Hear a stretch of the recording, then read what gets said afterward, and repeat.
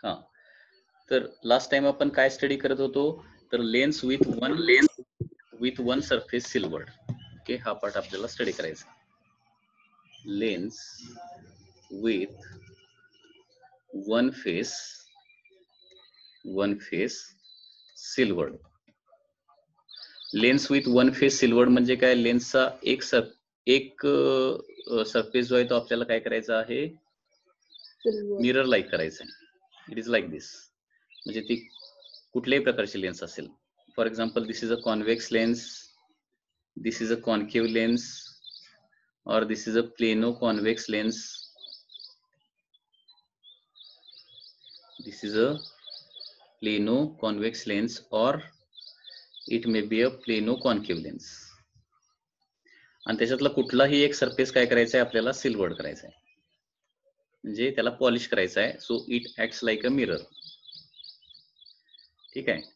तर सगळ्यात महत्वाची गोष्ट मी तुम्हाला इथं काय सांगितली होती, ज्यावेळी लेन्सचा एक सरफेस आपण सिल्वर्ड करतो त्यावेळी काय होतं, या ठिकाणी रे इन्सिडेंट रेला लक्षात घ्या. रे आपण इकडून लेफ्ट हँड साइडने इन्सिडेंट केला, तर इन्सिडेंट रेला लेन्स मधून 2 वेळा पास व्हावं लागतं. लेन्स मधून 2 वेळा पास व्हावं लागतं. कसं, एक म्हणजे आत जाताना आणि मिरर वरून रिफ्लेक्शन झाल्यानंतर परत बाहेर येताना. म्हणजे लेन्स मधून 2 वेळा इन्सिडेंट रेला ट्रॅव्हल करावं लागतं आणि मिरर वरून एकदा त्याचं रिफ्लेक्शन होणार आहे.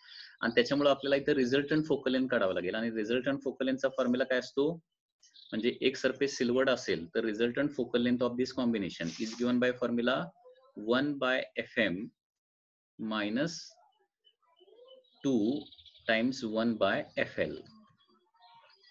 हे 2 टाइम्स का आलंय, कारण ते लेन्स मधून तो इन्सिडेंट रे जो आहे तो 2 वेळा पास होतोय, लक्षात घ्या. And therefore it is 2 times. Okay, म्हणजे इथं या सिस्टमचं जी काय पॉवर असणार आहे, ती सिस्टमची पॉवर काय कशी येणार आहे, लक्षात घ्या. एक पॉवर जी आहे ती मिरर मुळे येणार आहे आणि 2 पॉवर जे आहेत ते कशामुळे येणार आहेत, लेन्स मुळे येणार आहे, लक्षात घ्या. ठीक आहे. So 1/f is equal to 1/fm minus 2 times 1/fl. So this is the formula for resultant focal length. ठीक आहे. तर अशा प्रकारचा जर प्रॉब्लेम आला, लक्षात घ्या, एका सरफेसला सिल्वर्ड केलेला असेल तर तुम्हाला सगळ्यात अगोदर काय करावं लागेल, या सिस्टमची रिझल्टंट फोकल लेंथ काढावी लागणार आहे. ओके, आणि रिझल्टंट फोकल लेंथ काढल्यानंतर मग यू दिलेला असेल तर तुम्हाला फी काढता येतं, किंवा फी दिलेला असेल तर तुम्हाला यू फाइंड आउट करता येईल. ओके, यू दिलेला असेल तर फी फाइंड आउट करता येतं, फी दिलेला असेल तर यू फाइंड आउट करता येतं. आता यू वरून फी किंवा फी वरून यू काढायचं असेल तर कुठला फॉर्म्युला आपल्याला यूज करावा लागेल, तर 1/f म्हणजे रिझल्टंट फोकल लेंथ काढल्यानंतर 1/f इज इक्वल टू 1/फी प्लस 1/u हा फॉर्म्युला यूज करावा लागेल. बरोबर आहे ना. हा फॉर्म्युला काय यूज करायचा, हा कुणाचा फॉर्म्युला आहे, लेन्स फॉर्म्युला आहे का मिरर फॉर्म्युला आहे? Okay, mirror formula. हा, दिस इज अ मिरर फॉर्म्युला, लक्षात घ्या. कारण हे रिझल्टंट कॉम्बिनेशन जे आहे it acts like a mirror. ठीक आहे. आता डायग्राम बघून पण मला थोडंसं सांगा की याची फोकल लेंथ पॉझिटिव्ह येणार का निगेटिव्ह येणार, या फर्स्ट कॉम्बिनेशनची focal length, resultant focal length positive येणार का निगेटिव्ह येणार? कारण हे पण जजमेंट तुम्हाला जमलं पाहिजे, कारण रिझल्टंट फोकल लेंथ काढल्यानंतर लक्षात घ्या ते करेक्ट आले का नाही ते चेक करण्यासाठी आपल्याला माहिती पाहिजे. आता हे कॉम्बिनेशन कशाप्रमाणे ऍक्ट होणार आहे, it will act like a concave mirror. लक्षात घ्या, it will act like a concave mirror. आणि कॉन्केव्ह मिररची फोकल लेंथ काय असते, निगेटिव्ह. सो याची रिझल्टंट फोकल लेंथ निगेटिव्ह आली पाहिजे. ठीक आहे. हे जे कॉम्बिनेशन आहे ते कशाप्रमाणे ऍक्ट होणार सांगा, this combination will act like a convex mirror. लक्षात येतं ना, इथे मिरर बघा कुठला आहे, कॉन्व्हेक्स मिरर. आणि कॉन्व्हेक्स मिररची फोकल लेंथ काय असते, positive. And therefore resultant focal length of this combination should be positive. Okay, calculation केल्यानंतर ती पॉझिटिव्हच आली पाहिजे. याचं सांगा, ही कॉन्व्हेक्स लेन्स आहे आणि कॉन्केव्ह मिरर आहे. So final combination will act like a concave mirror. And therefore resultant focal length याची काय आली पाहिजे, निगेटिव्हच आली पाहिजे. लक्षात घ्या, कॉन्व्हेक्स मिररची फोकल लेंथ पॉझिटिव्ह असते आणि कॉन्केव्ह मिररची फोकल लेंथ निगेटिव्ह असते. आणि लास्ट कॉम्बिनेशन देखील त्याचं काय येणार बघा, it behaves like a concave mirror.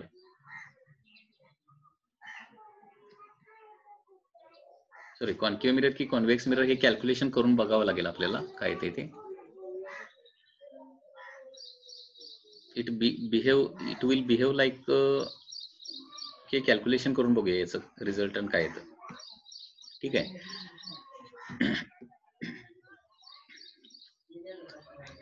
हा, आता याचे काही प्रॉब्लेम्स बघूया जे आपण लास्ट टाइम बघितलेले होते. ते पुन्हा एकदा प्रॉब्लेम आपल्याला स्टडी करायचे. तर फर्स्ट प्रॉब्लेम याचा बघा काय.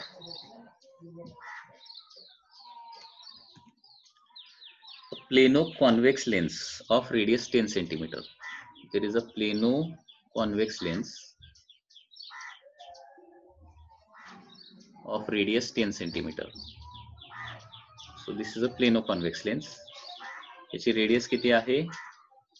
10 सेंटीमीटर आहे.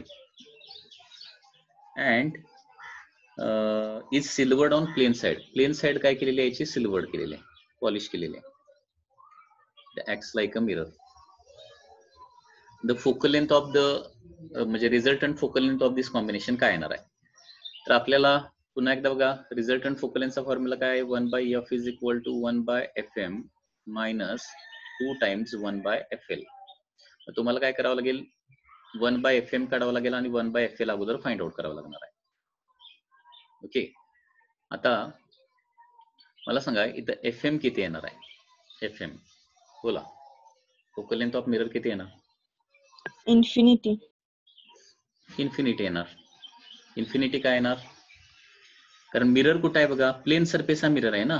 फोकल लेंथ ऑफ द मिररचा फॉर्म्युला काय असतो लक्षात घ्या, r/2. प्लेन सरफेसची रेडियस काय असते? प्लेन सरफेसची रेडियस इन्फिनिटी. इन्फिनिटी बाय 2 म्हणजे काय येणार आहे? इन्फिनिटी येणार. सो fm तर संपलेला आहे. आता 1/fl फाइंड आउट करायचं आहे. 1/fl कसं काढायचं? लेन्स मेकर फॉर्म्युला वापरून. आणि लेन्स मेकर फॉर्म्युला काय आहे? μ-1, म्हणजे सराउंडिंगला एअर असेल तर μ-1 in bracket 1/r1 minus 1/r2. Okay, so याचा रिफ्रॅक्टिव्ह इंडेक्स द्यायचा राहिला. रिफ्रॅक्टिव्ह इंडेक्स आहे 1.5. सो रिफ्रॅक्टिव्ह इंडेक्स 1.5 मायनस 1 म्हणजे किती होणार बघा? 0.5. Okay, in bracket 1/r1. r1 म्हणजे लेफ्ट सरफेसची रेडियस. लेफ्ट सरफेसची रेडियस किती आहे सांगा? 10 आहे. आणि पॉझिटिव्ह आहे का निगेटिव्ह आहे? पॉझिटिव्ह. हा, पॉझिटिव्ह. का पॉझिटिव्ह येणार सांगा? एखादा कर्ड सरफेस पॉझिटिव्ह आहे का निगेटिव्ह आहे कसं डिसाइड करायचं? त्याचं सेंटर कोणीकडे आहे बघायचं. सेंटर राईट हँड साइडला असेल तर इट इज पॉझिटिव्ह, आणि सेंटर जर लेफ्ट हँड साइडला असेल तर काय येणार आहे? निगेटिव्ह येणार radius. So 1/r1 minus 1/r2 म्हणजे राईट सरफेस. राईट सरफेस म्हणजे प्लेन सरफेस आहे ना. This is a plane surface.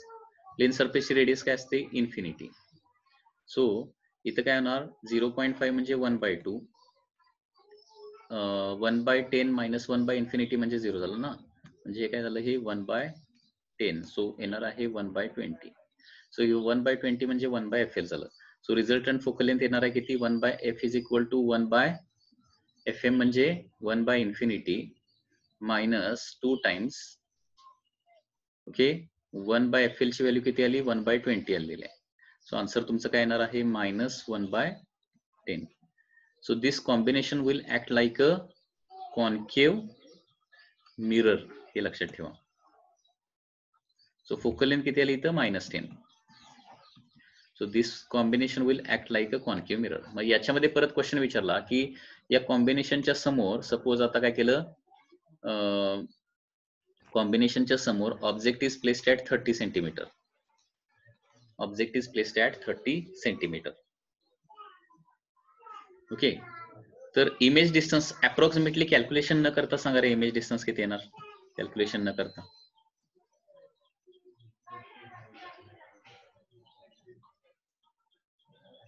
Image distance कुठून कुठपर्यंत आलं पाहिजे? काय वाटतंय तुम्हाला? नेचर ऑफ इमेज कसं असेल? अरे बोला की काहीतरी, कोण काही बोलतानाच दिसत नाही. -15. हे बघा, आता सिंपल कॉन्केव्ह मिरर आपण कन्सिडर करूया. ठीक आहे, हा जो पॉइंट आहे त्याला काय म्हणतो आपण? पोल. हा जो आहे त्याला काय म्हणणार फोकस, आणि इथं काय असतो centre of curvature. Okay, focal length किती आली आहे 10 आली आहे ना, म्हणजे हे 10 असणार, हे इथपर्यंत डिस्टन्स काय असणार आहे 20 असणार. म्हणजे ऑब्जेक्ट कुठं आहे 30 ला ठेवलाय म्हणजे 20च्या पलीकडे. आता ऑब्जेक्ट सी च्या पलीकडे असेल तर इमेज कुठे तयार होते एफ आणि सी च्या मध्ये. सो तुमचा आन्सर फीचा आन्सर काय आला पाहिजे 10 to 20 च्या मध्ये, आणि त्याला मायनस साइन असलं पाहिजे. सो फायनल इमेज डिस्टन्स जे आहे ते 10 to 20 च्या मध्ये. सो रियल, डिमिनिश्ड आणि इन्व्हर्टेड इमेज फॉर्म करणार आहे. Answer will be 10 to 20. कारण हा टेबल तुम्हाला मी लक्षात ठेवायला सांगितलंय की ऑब्जेक्ट जर सी च्या पलीकडे असेल तर इमेज सी आणि एफ च्या मध्ये तयार होते. लक्षात येते, आणि कॅल्क्युलेशन करून एक्झॅक्टली आन्सर तुम्ही काढू शकताय. सो एक्झॅक्ट आन्सर कसं येणार बघा, 1 by f is equal to 1 by phi plus 1 by u. So 1 by f किती आलं -1 by 10. 1 by phi find out करायचं आहे, प्लस 1 by ऑब्जेक्ट ठेवलाय -30 ला. ओके, सो -30 पलीकडे गेल्यानंतर +30 होणार आहे. ओके, म्हणजे -1 by 30 प्लस 1 by 30 होणार. So -1 by 10 plus 1 by 30 is equal to 1 by phi. Okay, आता किती होणार 3 by 10 -3 by 30, sorry -3 by 30 plus 1 by 30 म्हणजे -2 by 30 होणार ना, इज 1 by phi. ओके, that is 1 by phi is equal to -2 by 30. So phi is equal to -15 centimeter is the answer.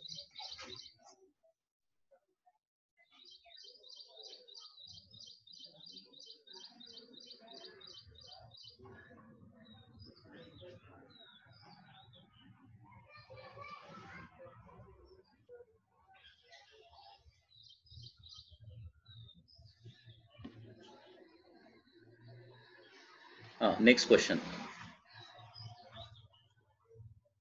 A biconvex lens.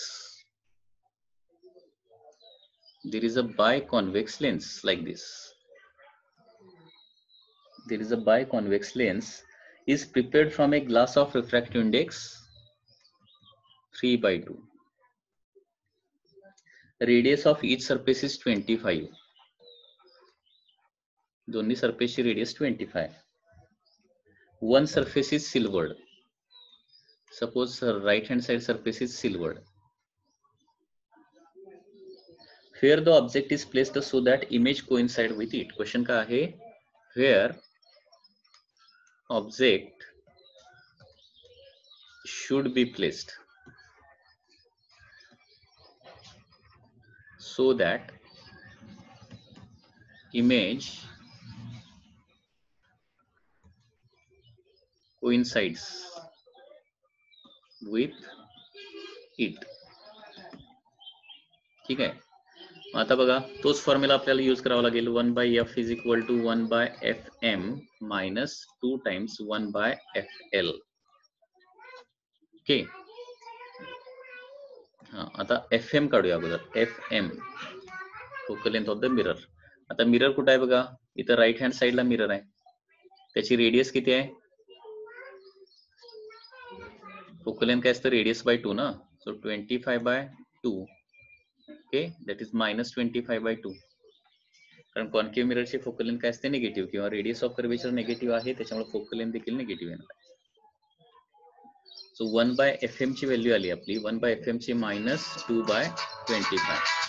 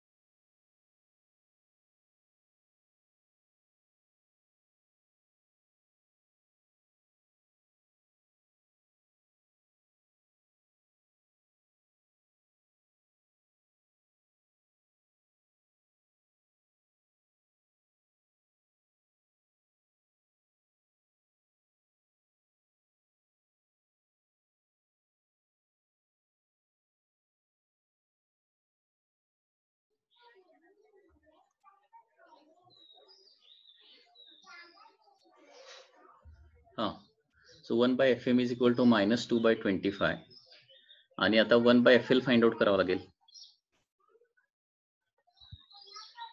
1/25.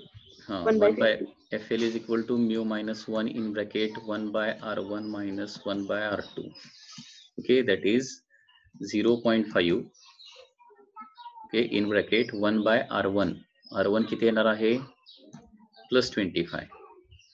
Okay, +25 minus 1/r2 किती येणार आहे? -25. So it is 0.5 म्हणजे 1/2. 1/25 plus 1/25, that is 2/25. That is equal to 1/25. Convex lens असल्यामुळे ते positive आलं पाहिजे. ठीक आहे. सो रिझल्टंट फोकल लेंथ मग काय होणार आता? 1/f is equal to 1/fm. किती आलंय? -2/25 3/25. मायनस 2 टाइम्स 1/25 म्हणजे 2/25 ना, असंच होणार ना? -4/25. हा, -4/25. जरा लिहिताना वगैरे माझ्याकडून देखील मिस्टेक होऊ शकते, तुम्ही लक्ष ठेवा व्यवस्थित. ठीक आहे. So f is equal to काय होणार आहे? -25/4. So this is the resultant focal length.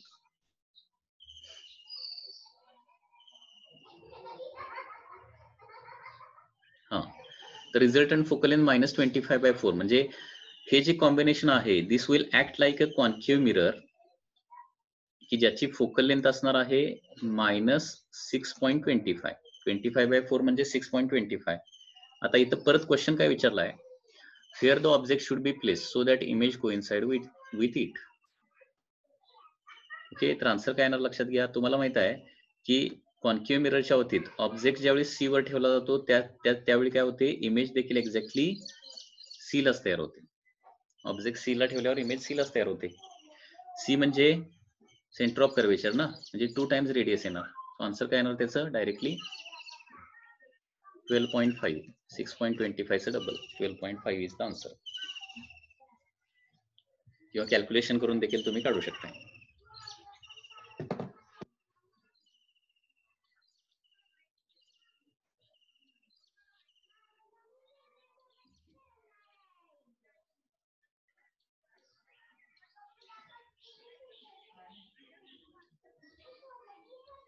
तर अशा प्रकारे when one surface is silvered you can do the calculation. जे रिझल्टंट फोकल लेंथ फक्त तुम्हाला फाइंड आउट करता आली पाहिजे.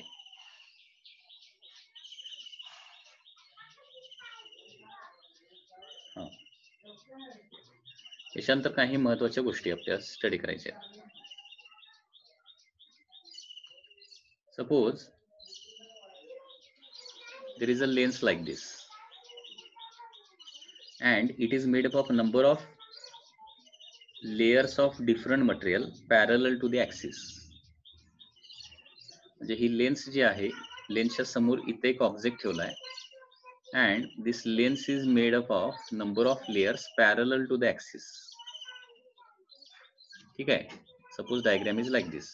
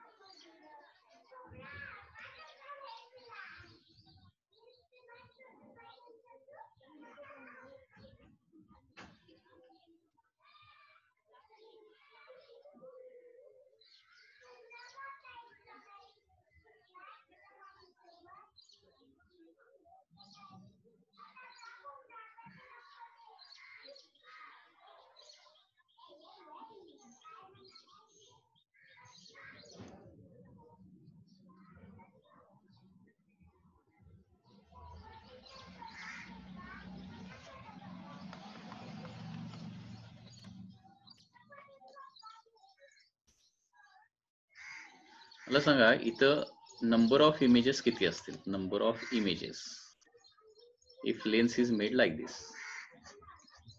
जर काय सांगता येते का बघा. 7. How many number of images are formed.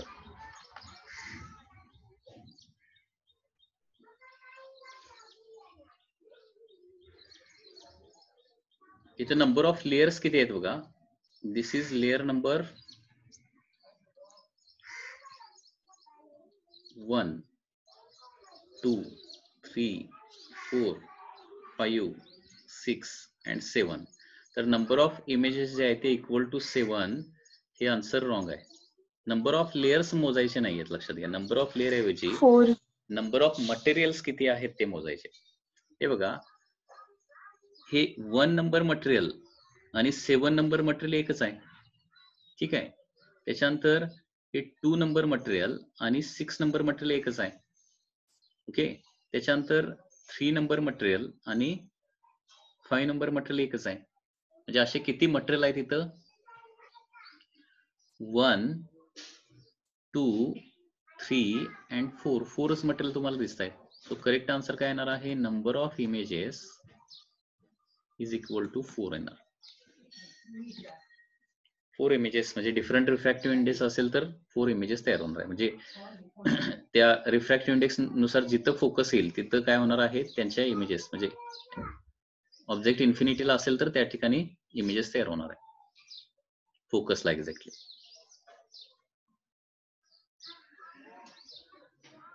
ठीक आहे. सो नंबर ऑफ इमेजेस कसं फाइंड आउट करायचं, नंबर ऑफ लेयर्स मोजायचे नाहीत, फक्त ते नंबर ऑफ मटेरियल्स किती आहेत ते मोजायचं आहे तुम्हाला. Suppose now lens is like this.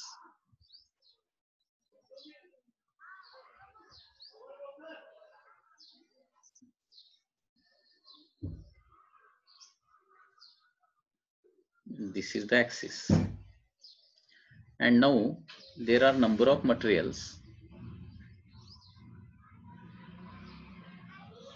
perpendicular to the axis.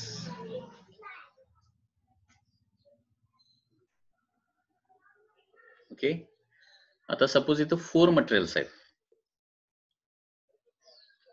4 materials सगळे डिफरंट आहेत, 1, 2, 3, 4. and suppose now object is placed here. तर इमेज नंबर ऑफ इमेजेस किती असतील इथं. आन्सर काय येणार, number of images equal to 1. Okay, number of images will become equal to 1.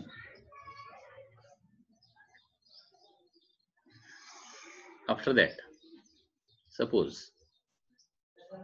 there is a lens like this. This is the axis. Suppose this lens is cut into 2 parts along the axis. Along the axis आपल्याला काय करायचं आहे, इथं cut करायचं आहे. वरचा part आणि हा खालचा पार्ट, ठीक आहे. याची म्हणजे पूर्ण लेन्सची फोकल लेंथ एफ आहे. तर या पार्टची फोकल लेंथ किती आणि या पार्टची फोकल लेंथ किती. f/2 and f/2. आन्सर काय येणार आहे, as it is F, change होत नाही. अलॉंग द ऍक्सिस जर कट केला, okay, focal length remains as it is. Focal length change होत नाही, कारण इथं रेडियस ऑफ कर्वेचर दोन्ही सरफेसची. तर लक्षात घ्या, फोकल लेंथचा फॉर्म्युला काय असतो, 1/f is equal to mu minus 1 in bracket 1/r1 minus 1/r2. ठीक आहे. आता हा एवढा पार्ट जर कन्सिडर केला तर रिफ्रॅक्टिव्ह इंडेक्स चेंज झाले का नाही, लेफ्ट सरफेसची रेडियस चेंज झाले का नाही, राईट सरफेसची रेडियस चेंज झाले का नाही, त्याच्यामुळे काहीच चेंज होत नाही. So focal length remains as it is. Okay,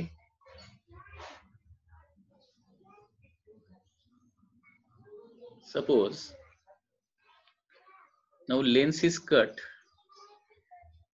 perpendicular to the axis like this. इथून कट केली, ओके. कंप्लीट लेन्सची फोकल लेंथ एफ जर असेल तर focal length of each part किती येणार.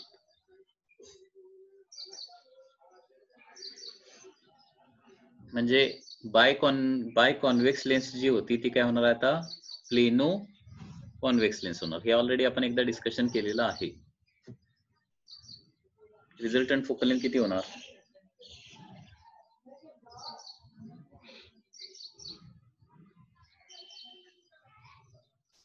काय ते 2f होते माहित आहे ना, प्रत्येक पार्टची 2f डबल होते.